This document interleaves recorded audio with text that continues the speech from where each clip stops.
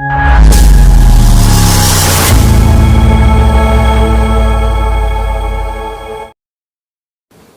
The Lord. Shalom. प्रभु आप सभी को आशीष दे। और आज का वचन आपको ये क्लियर करेगा कि हमें दसवां अंश देना चाहिए।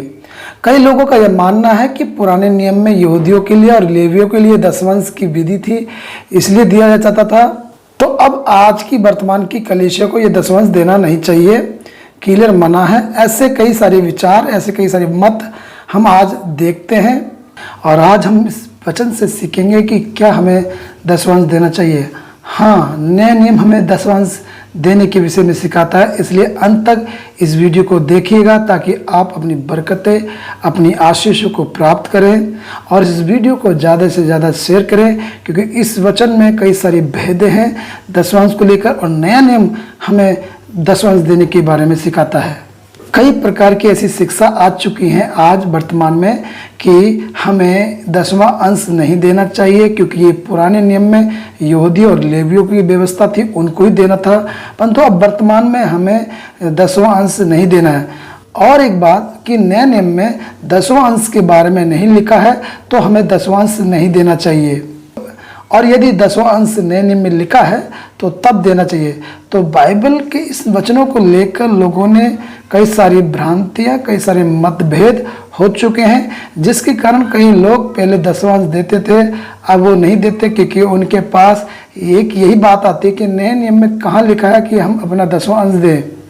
परंतु आज इस बात का खुलासा होगा, इस वचन का प्रकाश मिलेगा और इस वचन के द्वारा आप लोग आशीष होइएगा। हम देखते हैं पहला कुरिन्थियों उसका 14 अध्याय उसका 29 और 30 पद में लिखा है, भविष्यद्वक्ताओं में से 2 या 3 बोले और शेष लोग उनके वचन को परखें, परंतु यदि दूसरे पर जो बैठा है कुछ ईश्वरीय प्रकाश हो तो पहला चुप हो जाए। देखिए, यहाँ पर परमेश्वर वचन कहता है कि जब भविष्यद्वक्ता वचन बोले, यानी कि वचन की शिक्षा दें, प्रचार करें, तो उनके वचन को परखना चाहिए। और यदि कलीसिया में कोई बैठा है और उस पर ईश्वरीय प्रकाशन मिलता है, तो वो जो वचन बोल रहा है या शिक्षा दे रहा है, तो उसे चुप हो जाना है। यदि उस बैठे हुए कलीसिया के व्यक्ति के ऊपर एक नया प्रकाश आया है या भेद प्रकट हुआ वचन का, तो उस भेद की प्रकाशन को सुनने के बाद जो वचन पे प्रचार कर रहा था या शिक्षा दे रहा था, अब उसे चुप हो जाना चाहिए। तो आज का जो वचन है इसी आधार पर है कि जो भी मुझे परमेश्वर के वचन से भेद मिला है उसको मैं आपके विषय में बताऊं।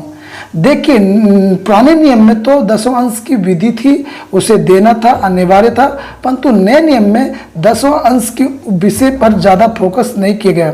पुराने नियम में ज़्यादा ओपन है दसवां अंश के बारे में बात, परंतु नए नियम में दसवां अंश को गुप्त रखा है, यानी कि उस पर ज़्यादा बातें नहीं की गई हैं। परंतु कुछ कुछ जगहों पर यीशु मसीह ने दृष्टांतों के द्वारा, वचन के द्वारा बताया, दसवां अंश के बात को लिया, परंतु फोकस नहीं किया। क्योंकि पुराने नियम के बाद अगर हम नए नियम में देखें तो नए नियम में कुछ नया बदलाव आया था। लोगों का आधार, फोकस परमेश्वर के वचन पर था, उद्धार पे था। यीशु मसीह जब अपना सुसमाचार की सेवकाई करे, स्वर्ग के राज्य की बात करने लगे, तो उन्होंने दसवां अंश के ऊपर फोकस नहीं किया, परंतु उन्होंने परमेश्वर के राज्य के ऊपर फोकस किया। जब यीशु मसीह के जी उठने के बाद कलीसिया में प्रचार हुआ, तो उन्होंने भी सुसमाचार पर फोकस किया, ना कि दसवां अंश पर। परंतु कहीं कहीं पर नए नियम के ऊपर हम दसवां अंश के वचन को देखते भी हैं, और हम आज जानेंगे कि नए नियम में भी दसवां अंश देने के विषय में है।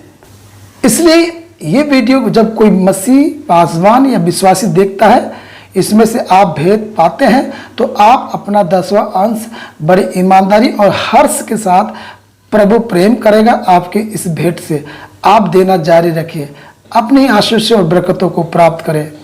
देखिए, कई वचनों में परमेश्वर ने आज्ञा दी है और कई वचनों में परमेश्वर ने प्रतिज्ञा रखी है। तो दसवां अंश पुराने नियम में एक आज्ञा थी और साथ साथ में प्रतिज्ञा भी थी।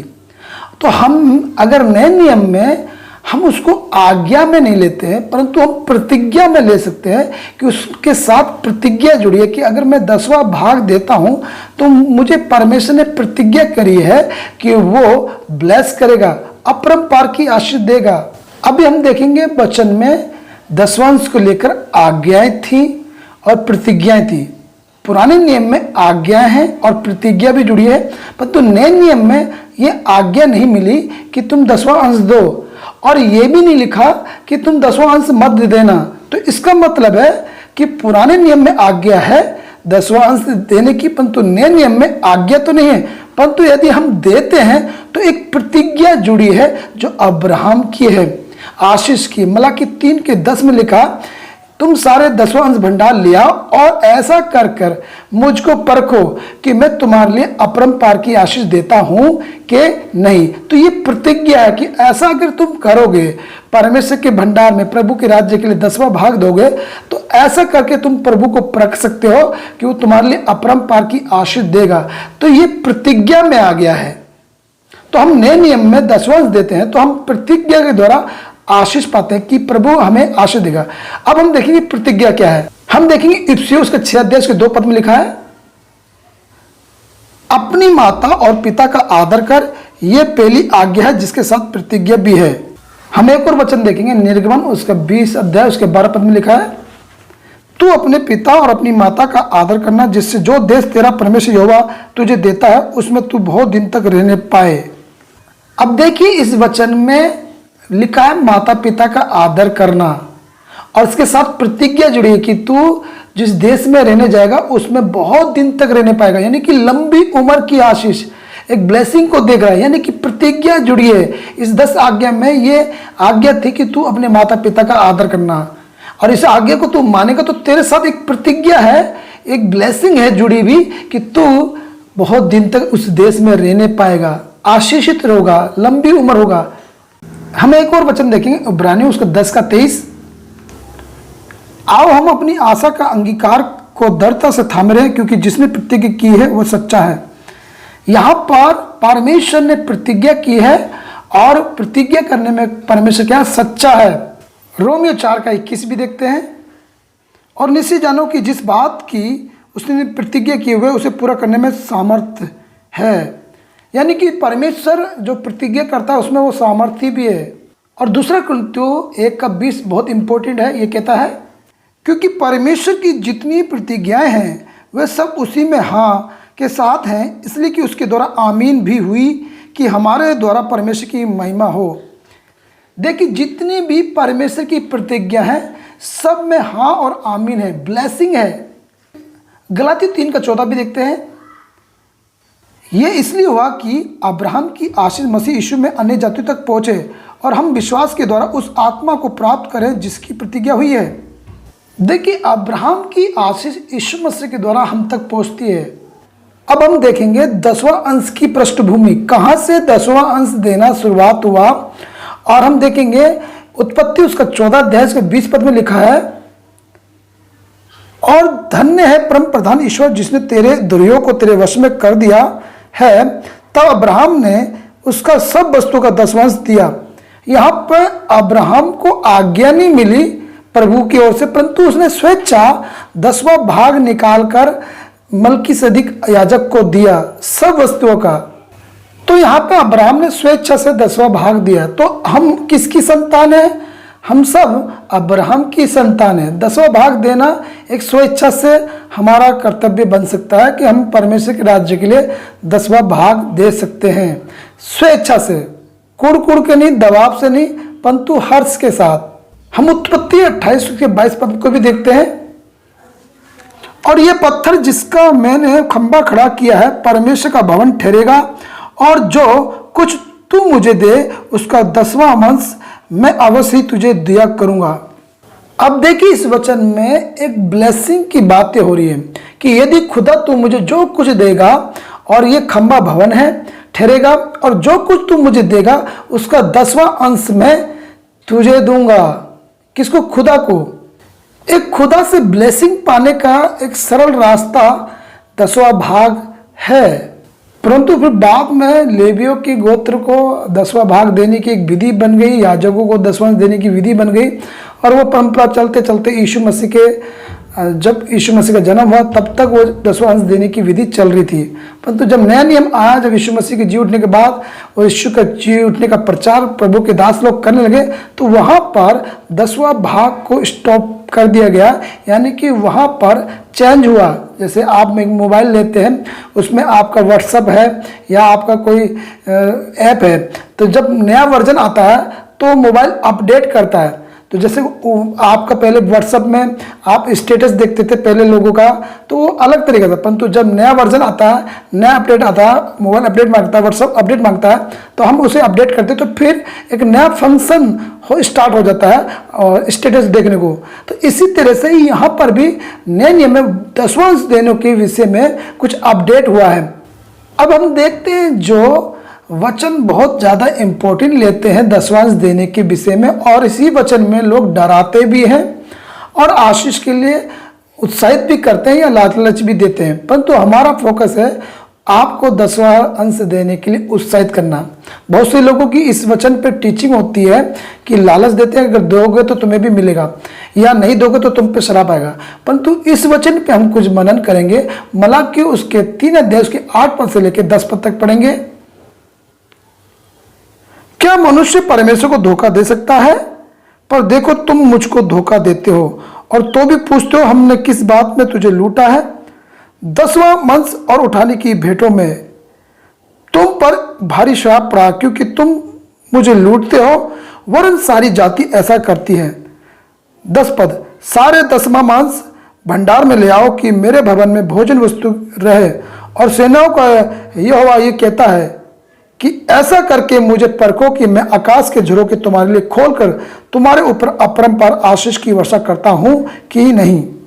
यदि हम मलाकी उसका 1 अध्याय में देखें तो वहां पर याजक को फटकार है खुदा की, और वो फटकार इस तरह की है कि कलीसिया के लोग क्या करते हैं, मेरे भवन में जब आते तो लंगड़े पशु लेके आते, अंधे लंगड़े लूले पशु लाते, कमजोर पशु लाके चढ़ाते, और इस तरह से विधि को करने से वो तुच्छ जानते हैं मुझे। तो इस बात के लिए खुदा फटकार लगाता है याजकों को। और 3 पद में फिर 10वां अंश को लेकर बातचीत हो रही है परमेश्वर की। हम यहाँ पर 2-3 पॉइंट देखेंगे। इन वचनों में खुदा कह रहा है कि तुम मुझे लूटते हो और चोरी करते हो, अपने लोगों से बोल रहा है। और एक शब्द जोड़ दिया कि सारी जाति ऐसा करती है, यानी कि जो परमेश्वर को जानते नहीं है वो भी यही करते हैं। अगर 10वां भाग नहीं देते हैं तो वो भी चोरी कर रहे हैं परमेश्वर की। सारी जातियां यही करती हैं। और देखिए इस वचन में परमेश्वर प्रतिज्ञा कर रहा है कि ऐसा करो कि तुम सारे 10वां अंश, हर चीज में 10वां अंश लाकर मेरे भवन में रख दो, ताकि मेरे भवन में किसी प्रकार की घटी ना हो। तो ऐसा करके मुझे परखो कि मैं तुम्हारे लिए आकाश के झरोखे खोल दूंगा। एक प्रतिज्ञा इस वचन में हम पाते हैं कि ऐसा अगर तुम करते हो, आज्ञा नहीं है, अगर तुम ऐसा करोगे तो मैं तुम्हारे लिए आकाश के झरोखे खोल दूंगा, ब्लेसिंग खोल दूंगा। यानी कि स्वर्ग से भी आशीष है जुड़ी हुई धरती पर, और ऐसा करके तुम मुझे परखो। एक प्रतिज्ञा है इस वचन में खुदा की कि तुम मुझे 10वां भाग मेरे भंडार में लाकर दो, मेरे भवन में लाकर देते हो, मेरे सेवक को लाकर देते हो, तो तुम्हारे ऊपर मैं अपरंपार की आशीष देता हूं या नहीं, ऐसा करके मुझे परखो। ये मेरी प्रतिज्ञा है। इस वचन में हम प्रतिज्ञा को पाते हैं 10वां अंश की। परंतु बड़े अचंभे की बात है कि अन्य जाति के जो गुरु लोग हैं वो इस तरह की शिक्षा देते हैं और 10वां अंश वो सिखाते हैं बड़े बेहतर से, और उनके लोग 10वां अंश देते हैं। आपने देखा होगा निर्मल बाबा, 3 आइस का निर्मल बाबा, इसने 10वां अंश सिखाया था कि आप लोग अपना 10वां अंश लाकर दिया करें, और उनके अनुयायी लोग 10वां अंश लाकर उनको देते हैं, और लोग 10वां अंश देने के द्वारा वो लोग आशीष पा रहे हैं, वो जाति आशीष पा रही है जो प्रभु को नहीं जानती। परंतु वचन का एक भाग उन्होंने पढ़ लिया कि 10वां अंश देने से कितनी ब्लेसिंग होती है। परंतु हमारे मसीह समाज में आज यह है कि 10वां अंश देना गलत है। 10वां अंश नए नियम में नहीं है, पुराने नियम की विधि थी, हमें नहीं देना चाहिए। एक हम कहीं ना कहीं ठोकर का कारण ना बन जाए, हमारी कोई शिक्षा या हमारा कोई सिद्धांत परमेश्वर के कामों को अड़चन ना बन जाए। दूसरे व्यक्ति अन्य जाति आशीष पा रहे हैं वो वचन की शिक्षा को पाकर, परंतु हमारे लोग इस वचन को फॉलो नहीं करते। और इसलिए 10वां अंश देने में एक प्रतिज्ञा है खुदा की, वो तुम्हें ब्लेस करेगा। हम व्यवस्था विवरण उसका 26 अध्याय उसका 12 और 13 पद देखेंगे। तीसरे वर्ष जो 10वां अंश देने का वर्ष ठहरा है, जब तू अपनी सब भांति की बढ़ती के 10वां अंश को निकाल चुके, तब उसे लेवी, परदेसी, अनाथ और विधवा को देना, कि वे तेरे फाटकों के भीतर खाकर तृप्त हों। और तू अपने परमेश्वर यहोवा से कहना, मैंने तेरी सब आज्ञाओं के अनुसार पवित्र ठहराई हुई वस्तु को अपने घर से निकाला और लेवी, परदेसी, अनाथ और विधवा को दे दिया। तेरी किसी आज्ञा को मैंने ना तो टाला और ना भूला है। देखिए यहाँ पे 10वां अंश जो देना, लेवियों को देना है, परदेशियों को देना, विधवा, अनाथों पर खर्च करने को बोला है। और परमेश्वर से बोलना है कि खुदा तूने जो सब आज्ञा दी थी उसे मैं ना भूला हूं ना टाला हूं। और यदि आज हम नए नियम में देखें तो अगर नए नियम मना भी नहीं करता कि तुम 10वां अंश मत दो, देने के लिए अगर नहीं बोल रहा तो मना भी नहीं कर रहा है ओपनली, तो हम यदि 10वां अंश नहीं दे रहे तो हम परमेश्वर के वचन के अनुसार उसे टाल रहे हैं या भुला रहे हैं। हम देखेंगे व्यवस्था विवरण 14 अध्याय उसका 28 पद से लेकर 29 पद तक। 3 वर्ष के बीतने पर तीसरे वर्ष की उपज का सारा 10वां अंश निकालकर अपने फाटकों के भीतर इकट्ठा रखना। तब लेवीय जिसका तेरा संग कोई नीच भाग या अंश ना होगा, वह और जो परदेसी और अनाथ और विधवाएं तेरे फाटक के भीतर हों, वे भी आकर पेट भर खाएं, जिससे तेरा परमेश्वर यहोवा तेरे सब कामों में तुझे आशीष दे।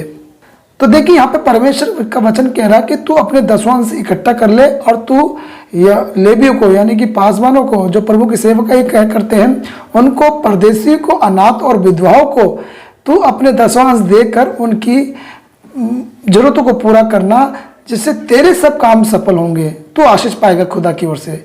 इस वचन में प्रतिज्ञा है अपना 10वां अंश देने से। तो आपको देखना है जिस चर्च में आप हैं, आप उस चर्च में जब अपना 10वां भाग देते हैं तो उस 10वां भाग का इस्तेमाल पासवान अगुआ कैसे कर रहा है। क्या वो भवन के लिए कर रहा है, सेवकाई के लिए कर रहा है और जरूरतमंद लोगों के लिए, ऐसे अनाथ बेचारों के लिए मदद कर रहा है, तो आपका 10वां भाग देना के द्वारा आप आशीष पा रहे हैं। परंतु यदि आपका पासवान अगुआ दारू पीता है, गलत कामों में आपका 10वां अंश या पैसे को जो दान लिया जाता है उसका गलत इस्तेमाल कर रहा है, तो आप अपना 10वां भाग, अपना दान भेंट देना बंद कर दें। आप ऐसी जगह पे दान 10वां अंश दें जहाँ पर सुसमाचार, प्रभु के कामों के लिए, बढ़ोतरी के लिए आप वो भाग दें। जहाँ ऐसी सेवकाई जो सुसमाचार को करने में आगे बढ़ी, या ऐसा सेवक जो काफ़ी स्ट्रगल कर रहा है और प्रभु का काम ईमानदारी के साथ करता है, आप अपना 10वां अंश उसको दे सकते हैं। आप अपनी दान भेंट ऐसी सेवकाई में ऐसे सेवक को दे सकते हैं, बो सकते हैं। हमें को वचन देखते हैं गिनती 18 का 26। तू लेवियों से कहे कि जब जब तुम इजरायलियों के हाथ से वह 10वां अंश लो जिसे यहोवा तुमको तुम्हारा नीज भाग करके उनसे दिलाता है, तब उसमें से यहोवा के लिए एक उठाई हुई भेंट करके 10वां अंश का 10वां अंश देना। यहाँ परमेश्वर का वचन कह रहा है इजरायलियों के हाथ से जब तुम 10वां अंश लोगे तो वो तुम्हारा नीज भाग है। किसका? लेवियों का। ये हक है। बाइबल कहती है हमारा दान देना ये एहसान नहीं है, परंतु ये एक सेवक का हक है। तो एक पासवान का, एक सेवक का दान देते हैं या 10वां अंश देते हैं तो वो उसका हक है, क्योंकि वो उसकी सेवकाई के लिए पूर्ण समर्पित है। जो प्रभु का दास, जो प्रभु का सेवक पूरी तरह से फुल टाइम सेवकाई में है और प्रभु के कामों की खोज में, तो उसके लिए ये हक बनता है कि हम उसको 10वां अंश देते हैं या दान भेंट देते हैं, उसका हक है।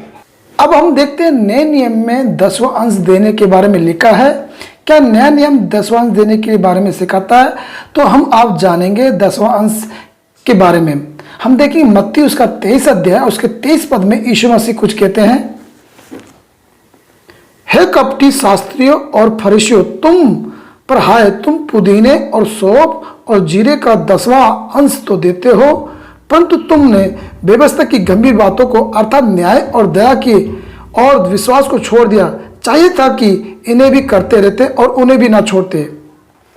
अब यहाँ पर यीशु मसीह 10वां अंश के विषय में बोल रहा है कि तुम धनिया पुदीने का 10वां अंश तो लेते हो और लोग तुम्हें देते हैं, तुम्हें न्याय और धर्म के कामों को भी करना चाहिए था। तो यहाँ पर प्रभु यीशु मसीह 10वां अंश को मना नहीं कर रहा कि 10वां अंश तुम लेते हो गलत है, नहीं, परंतु जिस रीति से यीशु कह रहा कि तुम 10वां अंश लेने में बड़े गंभीर हो, अच्छे से सिखाते हो, तो उसी तरह से तुम्हें न्याय और दया के विषय में लोगों को समझाना था, सिखाना था। तुम इसको ना छोड़ते। तो नए नियम में कहीं पे भी ये नहीं लिखा कि तुम 10वां अंश ना देना, और ये भी नहीं लिखा कि तुम लो 10वां अंश, परंतु बाइबल में नए नियम में 10वां अंश के विषय में कोड वर्ड में एक भेद की बातों को हम सीखते हुए जाएंगे। परंतु कुछ बातों को हम देखेंगे, जब यीशु मसीह से लोग सवाल करते थे तो यीशु मसीह उनका जवाब सवाल देकर ही करता था। जब किसी ने कहा, जब लोगों ने यीशु से कहा कि तू ये काम किसके अधिकार से करता है, तो यीशु ने भी उनसे एक सवाल किया, उसका जवाब देते हुए कि तुम बताओ कि यूहन्ना बपतिस्मा दाता का बपतिस्मा स्वर्ग की ओर से था या धरती की ओर से। तो इस जवाब को सुनकर वो चुप हो गए और उन्होंने कोई जवाब नहीं दिया। उन्होंने कहा हमें नहीं पता। तो यीशु मसीह ने भी उनका जवाब दिया कि मैं भी तुम्हें नहीं बताता जब तुम मेरे सवाल का जवाब नहीं दोगे। और कहीं कहीं पर नए नियम में यीशु मसीह ने अपने बातों को कोड वर्ड में बोला, जैसे बोला कि मैं 3 दिन में इस मंदिर को गिरा दूंगा और फिर उसे बना दूंगा। तो ये यीशु मसीह ने अपनी देह के विषय में बोला, क्योंकि ये प्रतिज्ञा है आशीष की। 10वां अंश देने से हम प्रतिज्ञा जो ब्लेसिंग की है उसे प्राप्त करते हैं। यहाँ यीशु मसीह ने मना नहीं किया कि तुम 10वां अंश लेते तो हो, तो उसके साथ साथ में तुम्हें दया और भाव इन पे भी फोकस रखना चाहिए था। क्योंकि नए नियम में क्या था कि 10वां अंश के ऊपर और दान भेंट के ऊपर ज़्यादा फोकस हो रहा है, जिसके कारण यीशु मसीह जब मंदिर में आता है तो देखता है कि डाकुओं की खो बना दिया है, और तब यीशु मसीह वहाँ पर असुरफियों को उड़ेल देता है, कबूतर को खोल देता है। तो 10वां अंश में हम देखें तो आज की डेट में वर्तमान में कई जगह पे लोग 10वां अंश पे फोकस करते हैं कि 10वां अंश पे ही पासमान सेव कई करते हैं, 10वां अंश पे ही वो फोकस करते हैं, खुदा के वचन को थोड़ा सा हटा देते हैं। तो इसलिए जब डाकू की खो बना दी गई, ठाकुर की खो ना बन जाए कि फोकस 10वां अंश ना हो जाए, दान भेंट पे ना हो जाए, तो इसलिए नए नियम में 10वां अंश पे जोर नहीं दिया गया, परंतु नए नियम में जोर जो दिया गया वो सुसमाचार की सेवकाई पे दिया गया। और उसके बाद 10वां अंश दान की भेंटों के विषय में भी बताया गया नए नियम में। हम एक वचन देखेंगे मत्ती उसका 22 अध्याय उसके 15 पद से लेकर 21 पद तक, 22 पद तक। यहाँ पर कुछ फरीसी लोग आकर यीशु मसीह से सवाल करते हैं कि क्या हमें कैसर को कर देना चाहिए। तब यीशु मसीह उनसे कहता है, कपटियों मेरे पास एक सिक्का लेके आओ, और पूछता है कि इसमें छाप और नाम किसका है। तब वो कहते हैं कैसर का। तो वो कहता है जो परमेश्वर का है परमेश्वर को दो, और जो कैसर का है कैसर को दो। अब यहाँ पर एक सवाल आ जाता है कि परमेश्वर का क्या था जो परमेश्वर को देना है। कैसर को तो टैक्स देना है, परंतु परमेश्वर को क्या दिया जाता था। जिस समय यीशु मसीह शारीरिक रूप से यहाँ पे धरती पे थे, उस समय यहूदियों को 10वां अंश दिया जाता था, परमेश्वर के भंडार में 10वां भाग लाया जाता था। जब यीशु ने ये बात बोली कि जो कैसर का कैसर को दो और जो परमेश्वर का परमेश्वर को दो, तो परमेश्वर को क्या दिया जाता था हम देखेंगे व्यवस्था विवरण उसका 10 अध्याय उसके 9 पद में। इस कारण लेवियों को अपना भाइयों के साथ कोई नीच अंश या भाग नहीं मिला, यहोवा ही उनका नीच भाग है, जैसा कि तेरे परमेश्वर यहोवा ने उनसे कहा था। ले व्यवस्था 27 अध्याय उसका 30 पद भी देखेंगे। फिर भूमि की उपज का सारा 10वां मांस, चाहे वह भूमि का बीज हो चाहे वृक्ष का फल, वह यहोवा ही का है, वह यहोवा के लिए पवित्र ठहरे। देखिए यहाँ पे सारा 10वां अंश चाहे बीज का, फल का, उपज का है, वो 10वां भाग यहोवा का ही है।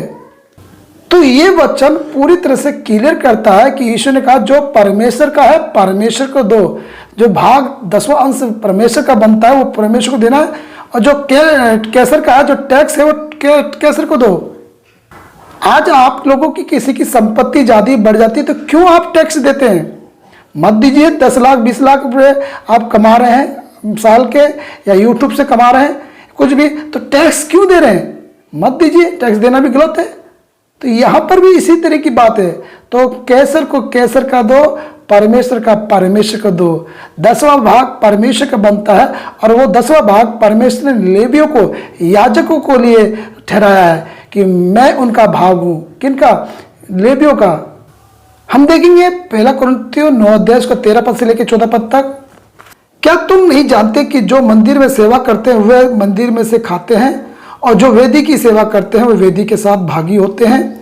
इसी रीति से प्रभु ने भी ठहराया है कि जो लोग सुसमाचार सुनाते हैं उनकी जीविका सुसमाचार से हो।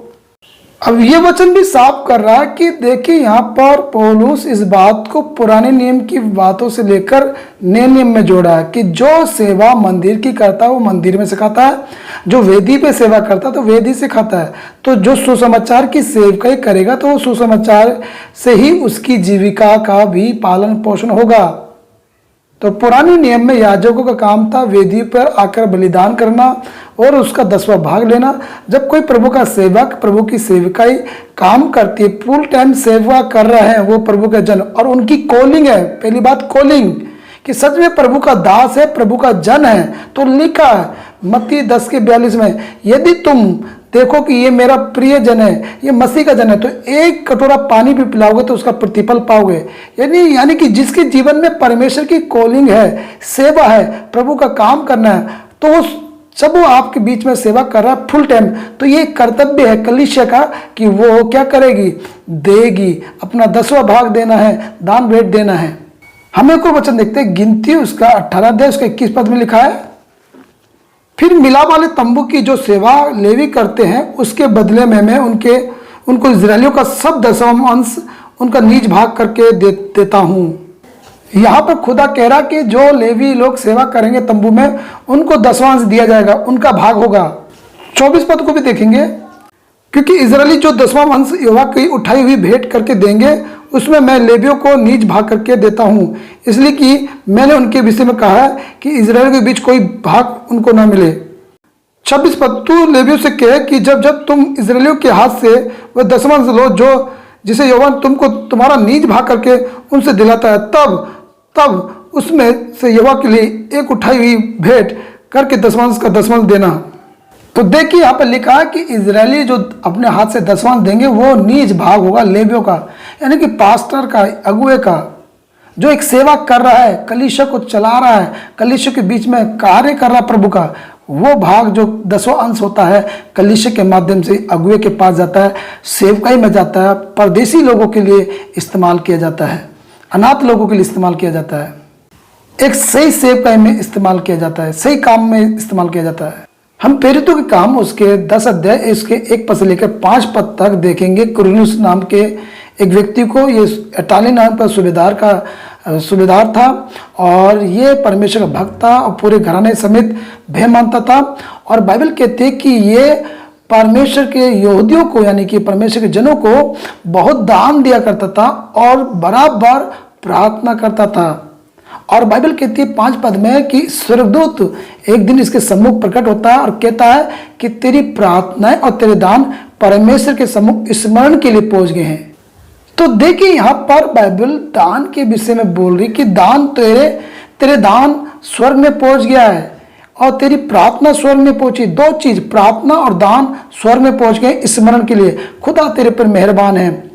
जो दान वो देता था, किसको देता था? यहूदियों को देता था, सेवकों को देता था। तो आज की डेट में हम अपने अगुए को जो भी दान 10वां अंश देते हैं तो वो कहाँ जाएगा? स्वर्ग के राज्य में स्मरण के लिए पहुंचेगा। परंतु कहीं पर बहुत जगह लोगों ने क्या करा, डाकू की खो बना दिया और उन्होंने 10वां अंश को लूटा और क्या करा, गलत इस्तेमाल किया। तो हमारा 10वां अंश सही जगह पे इस्तेमाल होना चाहिए। आपका अगुआ सही स्थिति से इस्तेमाल करता है तो उसका प्रतिफल आपको मिलेगा। तो हम देखते हैं कि कुरनेलियुस ने यहूदियों को बहुत दान दिया और 10वां अंश परमेश्वर का भाग था और परमेश्वर ने यह भाग यहूदियों को, लेवियों को दिया था। तो लेवियों के थ्रू ये भाग किसके पास पहुंच रहा है कि जब हम लेवियों को देते हैं, प्रभु के सेवक को देते हैं, प्रभु के दास को देते हैं, सच्चे जन को देते हैं, तो वो दान या 10वां जब हम उस सेवकाई में बोलते हैं, उस अगुवे को देते हैं, तो उसके थ्रू वो खुदा के पास पहुंचता है। और एक बात को बताने के बाद हम समाप्त करेंगे। आपका 10वां अंश आपको अपने चर्च में देना है। आपके जो आत्मिक ग्रोथिंग कर रहा है, कलीसिया में और आपके चर्च में जब आपकी ग्रोथिंग हो रही है, कलीसिया की ग्रोथिंग है, आत्मिक जीवन की ग्रोथिंग हो रही है, तो आप अपना 10वां अंश अपने ही अगुवे के पास दें। यदि आप दूसरे प्रभु के दास के द्वारा आशीष पाते हैं तो आप वो दान भेंट दे सकते हैं उनको, बस। क्योंकि मत्ती उसके 25 अध्याय उसके 31 पद से लेकर 46 पद तक यहाँ पर यीशु मसीह भेड़ और बकरियों के विषय में बताता है और कहता, मैं भूखा था, मैं प्यासा था, मैं नंगा था, मैं जेल में था, तुम देखने आए, तुमने मुझे कपड़े दिए, तुमने मुझे रोटी दी, तुमने मुझे पानी दिया। तो धर्मी लोग कहेंगे, प्रभु हमने कब तुझे भूखा प्यासा नंगा दिया? परंतु यीशु कहते कि जो तुमने इन छोटे से छोटों के साथ किया वो सब तुमने मेरे साथ किया। तो इसका अर्थ है कि हम 10वां भाग या भेंट जब देते हैं खुदा की सेवा में, खुदा के दास को, खुदा के राज्य के लिए, तो वह भाग स्वर्ग में पहुंचता है, वो यीशु के पास प्राप्त होता है। तो अपना 10वां भाग देना ना बंद करें। और ये एक प्रतिज्ञा है, एक आशीष जुड़ी है जिसके द्वारा खुदा आपको ब्लेस करेगा। और यदि हम एलिया और सारपत की विधवा के बारे में देखें तो एलिया को जब खुदा कहता कि तू सारपत नगर चले जा, वहां पे मैंने एक विधवा को तुझे खिलाने की आज्ञा दी है। परंतु जब एलिया वहां पर जाता है तो वो स्त्री कहती है मेरे पास तो नहीं है और हमारे पास थोड़ा सा आटा है, थोड़ा सा कुप्पी में तेल है, खाएंगे और मैं मेरा बेटा मर जाएंगे। परंतु वहां पर लिखा है, एलिया कहता कि तू पहले मेरे लिए रोटी बना के लिया और कहता कि अपनी बात के अनुसार कर कि इजराइल का परमेश्वर तेरे ऊपर बहुत आशीष देगा, तो अपने घराने समेत खाएगी। यानी कि प्रतिज्ञा, ब्लेसिंग दे रहा है कि यदि तू मुझे खिलाएगी तो तू ब्लेस होगी और अपने घराने समेत खाएगी। तो हम देखते हैं यहाँ पर उस विधवा को आज्ञा मिली थी, किसको? एलिशा को खिलाने के लिए, क्योंकि उसके साथ जैसे वो खिलाती तो उसको प्रतिज्ञा मिली थी कि तेरा घराना बहुत दिन तक खाते रहेगा। तो यहाँ पर कलीसिया को भी आज्ञा मिली है। लिखा है प्रेरितों के काम उसके 20 अध्याय उसके 35 पद में, यीशु ने कहा लेने से देना धन्य है। तो कलीसिया की जिम्मेदारी है उसे देना है, 10वां भाग देना है, दान की भेंट, उठाई हुई भेंट देनी है, ताकि वो प्रतिज्ञा जो खुदा ने दी है वो ब्लेसिंग आपकी आर्थिक आशीषों पे आएगी, आपके कामों पे आएगी, आपके स्वास्थ्य पे आएगी, आपकी नौकरी पे आएगी। और ये हमारी कलीसिया की गवाही है। हमारी कलीसिया में बहुत सी बहन भाई परिवार जब आए और जब उन्होंने हमने प्रभु में बढ़ाया और अच्छे से विश्वास में बढ़े, फिर एक समय आया जब उनकी आर्थिक परिस्थिति की बात आने लगी तो हमने उनको इस 10वां भाग के विषय में सिखाया और वो 50 रुपये 10वां अंश देने से स्टार्ट किया तो वो लोग 2-2 हज़ार रुपये 10वां अंश देने लगे और आज की डेट में वो बढ़ते जा रहे हैं। और इस तरह हमारी कलीसिया, जो मेरी कलीसिया है, वो उन्नति में जा रही है, आर्थिक और संसारिक शारीरिक बातों में, आत्मिक बातों में। पहले हमने उन्हें आत्मिक रीति से तैयार किया और उसमें वचन से बढ़ाया, फिर उनको आर्थिक स्थिति में कैसे बढ़ना है और उसका एक राज बताया 10वां भाग देने का। कुड़कुड़ा के नहीं, 10वां अंश को बड़े हर्ष और दबाव के साथ नहीं, खुशी के साथ देते हुए, और वो आज हमारी कलीसिया में बोलती हैं और उनकी दिन प्रतिदिन उनकी आशीष बढ़ती जा रही है। उनके लिए खुदा अपरंपार की आशीष खोलता है, कई सारी योजना उनके जीवन में बदलाव आता है। और जब वो हमारी कलीसिया की बहन भाई बताते हैं कि भैया मैं इस तरह की गवाही बता रही हूँ, मेरे लिए ऐसे ऐसे प्रभु ने इंतजाम किया, तो हम उनको बताते हैं कि यह आपके 10वां भाग देने के द्वारा आपको आर्थिक परिस्थितियों में परमेश्वर ऊंचा उठा रहा है। तो इसलिए जब मेरी कलीसिया के लोग आत्मिक रीति से और आर्थिक स्थिति से आशीष पा रहे हैं, तो हमारी कलीसिया में जो 10वां भाग देने से उनकी ग्रोथिंग हो रही है आर्थिक परिस्थिति में, तो मैं क्यों देने के लिए उनको मना करूं और क्यों मैं ऐसी शिक्षा को फॉलो करने को बोलूं कि मत दो? नहीं, बाइबल कहती है 10वां भाग देने के लिए और खुश होकर दें, ईमानदारी है उसमें, हमारी खुदा की प्रति हमारी ईमानदारी है। और इस तरह से हम परमेश्वर की अपरंपार की ब्लेसिंग को देखते हैं और वो ब्लेसिंग कहीं पे भी हमारी पीढ़ियों पे भी आ सकती है, क्योंकि हमारा किया हुआ परिश्रम हमारी पीढ़ियों पे आता है, आशीष पे आता है लेकर। सो प्रभु आप सभी को आशीष दे इन वचनों के द्वारा। God bless you. जय मसीह की।